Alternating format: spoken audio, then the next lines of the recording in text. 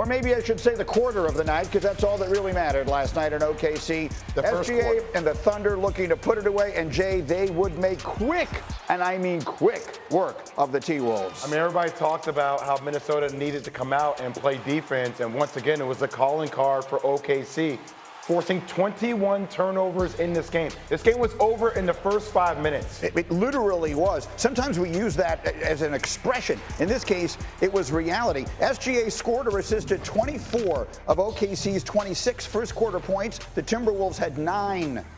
That's right, 9. 9 and a quarter, Greeny. That's crazy. In the first quarter with their season on the line, that's not much of a fight. Meanwhile, SGA, Michael, had 34 points on 25 shots. If he'd scored 5 points last night, they still would have won that game.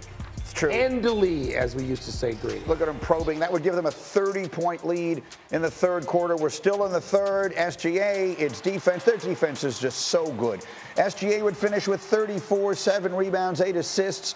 Chet Holmgren added 22. SGA is the West Conference Final MVP as OKC wins going away. And so Shai Gilgeous-Alexander scoring 30 or more in all 3 series-clinching wins for the Thunder this postseason. He would set the NBA record if he were to do it again in the finals. Look at the company he already keeps, doing it 3 times in the same postseason. Names like LeBron and Steph and Kobe and Bird and Mikan, literal royalty in the history of the game. And afterwards, the MVP showed gratitude to all those around him. I want to thank my teammates. Without them, I'm nothing. Clear as day. I don't have 124 points by myself. I love these guys to death. Now, with all that being said, this is a step in the right direction, but we have a lot more work to do, and we know that, and that's what we're focused on. So let's buckle up and get ready. And so the Thunder, for the first time since 2012, when they had a very different, very young big 3 that we thought was going to be around for a really long time, are headed to the NBA Finals. Monica Jay, and we begin with the Hall of Famer. Michael, what do we say on this morning as the Thunder punch a very convincing ticket to the final? They now know what they can do. They know their potential. I'm not going to say full potential because it's going to move. It's going to evolve and change. But they know now. This is like watching a great team and all of a sudden they're playing their way and they wake up one morning and go, are you serious? Like we have this in us. You could see it going back to the Warriors, back to when they lost a game 7 to the Clippers in like 2014. And then in that 15 season where it just all started to click. And it's like, oh my goodness, they're going to be unstoppable. Oklahoma City now realizes that. And by the way, they didn't know that against Denver. They still had to prove it to themselves, much less an opponent in the league. But now they've done it, and I don't know that Indiana or the Knicks can offer much resistance. Look, I still think this OKC team is underhyped, but there is definitely a Spurs-like dynasty feel to them. No drama, no flash, no superstar celebrity energy, just inevitability.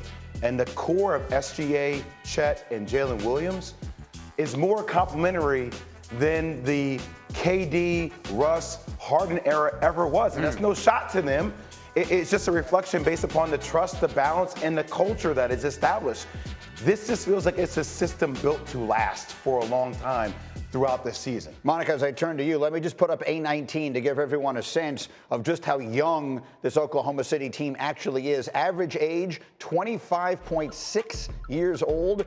Weighted by playing time, they're the youngest team to reach the finals. Michael, you'll appreciate this. Since the Bill Walton Trailblazers in 1977. How long it has been. They're incredibly young. How about this OKC team? I think, too, and watching their responses on the podium with Lisa Salters, all of them, Coach Dagnall as well, the moment where you see them all sort of get emotional, right? Like, and they're sort of fighting back. I wouldn't say full-on tears, but you can tell that the weight, the gravity of what they've achieved. And SGA talked about it. I had a game earlier this season. The Thunder were in Milwaukee. It was a regular season game, Greeny. But we're talking to Coach Dagnall, and he's like, you know, I love where this team is and the potential that they have. But these guys don't get enough credit for their buy-in when you couldn't see the promise necessarily as closely as you can this season. And so you talk about culture setters in SGA, the addition of Jalen Williams, how well Chet Holmgren has fit. But even Coach Dagnall talked about a guy like Lou Dort, who completely bought into his role on this particular team. So there is so much, I guess, joy and selflessness about this group. It's really well, but see, that selflessness, to me, and this stands out, and Jay Will, you hit on this. there's no thought, argument, drama about whose team it is. Because it's very clear. And that happened in Oklahoma City. Let's be honest about it. Okay, that's not happening here. Do you see how they look at SGA? The reverence they have for him? That doesn't seem to me to be something that will be threatened, to Jay Will's point, in the next few years. They have an order and they're fine with it. And he reciprocates it. You heard him. does. Without my guys, I'm nothing. That's Yes. exactly what you want. You asked the question, what does Vegas expect in the next round, Cindy? Let's show them A17. And for those of you who don't speak gambling, this is a remarkable number. The Thunder are minus 600 favorites to win the championship right now at ESPN Bet Sportsbook. The Pacers, you see the numbers, are plus 525. The Knicks, if you think they can rally, you get almost 30 to 1 on them right now. Mike, to his credit, think about what Sam Presti went through with that team, with KD, with Russ, with James, watching that implode in real time. The fact that, he's been a GM since 2007. There was a clip a couple of years ago where LeBron was like, yo, he's the one in the game. He's stockpiling draft picks, and he builds the right culture, and look how it's paying dividends right now. Somebody asked me, I think I was on radio in Chicago with Waddle and Sylvie Greeny, and it was a great question. You can pick any player you want from this year's draft, including one. You can pick Cooper Flack or any player, or you can have Sam Presti. Who do you want? It takes me no time to answer Sam Presti. And I know that's dangerous because you remember the old argument which caused massive drama in Chicago when Jerry Krause once said, Organizations win, players win. But to get the right players, I want that person because he has now done it twice in a place where he's not going to get free agents, where it's got to be done through the draft and trading. So I want to play you on the other side. So OKC is going to the finals. They're unbelievable. Their numbers now this season are ridiculous. I think I read this morning their record on the season now, they're like 80-18 or something like that. I'll get that confirmed. But one way or another, the other side of this, Anthony Edwards, after the game last night, back-to-back tough games for Ant-Man with his season on the line. And afterwards, his reaction was this. It's exciting. I don't know why people would think it would hurt. I mean, it's exciting for me. I'm 23. I get to do it a whole bunch of times. I'm hurt more so for myself, for Mike. I came up short for Mike. Like I said, we tried last year. We couldn't get it. We tried again this year. We're going to try again next year. But hurting is a terrible word to use. I'm good, yeah. So the Mike he's talking about is Mike Conley, who's sitting right there and looks devastated. Because he's coming close to the end of his career. Because he was. And there's Ant-Man. There's a lot of reaction to that response. What did you think of it? Ant-Man's 23. I don't overreact too much to what players say, particularly after what's a devastating loss. We know Ant-Man well enough now to know he doesn't want to appear. He's too cool to be showing hurt. And if that's his reaction to it, Monica, you know what? I'm okay with it. Look, I've been around the greatest players in the last 40 years. And they did show hurt. I've been around Magic after he lost. I've been around Michael after he lost. Been around watching Larry Bird after he lost some of those playoff games. And they did show the hurt, but not everybody does. There have been other players who didn't show it as much, who didn't want to reveal of themselves in the moment. Didn't mean they don't hurt. It's like the other day. Ant said, I didn't struggle. Yeah, you did struggle. Yeah, you were made to struggle. So I don't care what he says. I'm more concerned with what he does now in this offseason, moving forward to avoid that again. This sound is far more alarming if he does not acknowledge his teammates. But he is right in that he's got lots of runway ahead of him. I do also think that if you want to get picky in terms of words, there is a lot to revel in and learn from in this experience.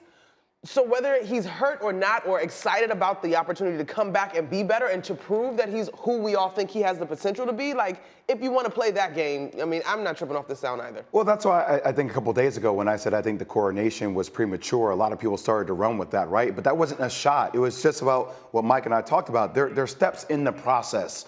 And I think this is one of those steps in how he answers certain questions. And that comes through with experience and maturity. Can I tell you something else that's come through with experience and maturity? Yeah. I think Anthony Edwards overexerts too much energy on offense.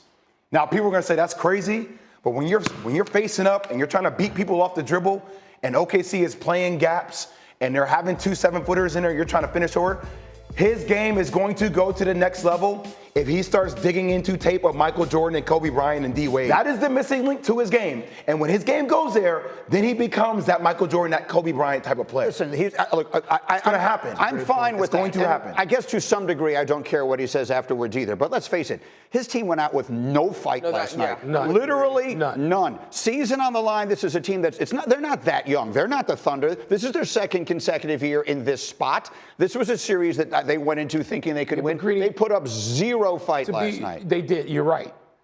They were overwhelmed. 100%. They got smothered. This is like watching Michael Spinks walk in the ring against Mike Tyson. Yeah. So this team is They that were good. overwhelmed. You're saying this OKC team is We're that starting good. to see now. They know they're that good. That you showed this yesterday. When you have to twist and turn and have multiple screens set for you just to get to mid-court, if you're Ant-Man, they're passing him from one all-defensive player to another to Kason Wallace, who will be, and you got 4 all-defensive guys worthy of that anyway. And Ant-Man's got to go through that just to get a shot off. With 6 seconds left on the shot clock, he's relieved to get a shot off. Yeah. They were overwhelmed. Mike, do you know how hard it is in an NBA game? And think about when you see this. How many times do you see somebody picking up somebody else full court? And make them turn 3 or 4 times? Lou Dort was on him full court. Lou Dort. Turn him 3 times. Like, that's the key to Indiana. That's the key to Indiana, right? And Tyrese Halliburton. Lou Dort wears the number 5. He should put a 7 after it. That guy's a linebacker. He should wear number 57. And by the way, when he picked the score was like it was 7-3. Exactly. It was the game. You're picking him up, so you know you're going to drive him out of his mind, and they did. The Thunder getting the credit they deserve. We tried to tell y'all all season, Greedy. Well, look, Denver took them to 7 tough games.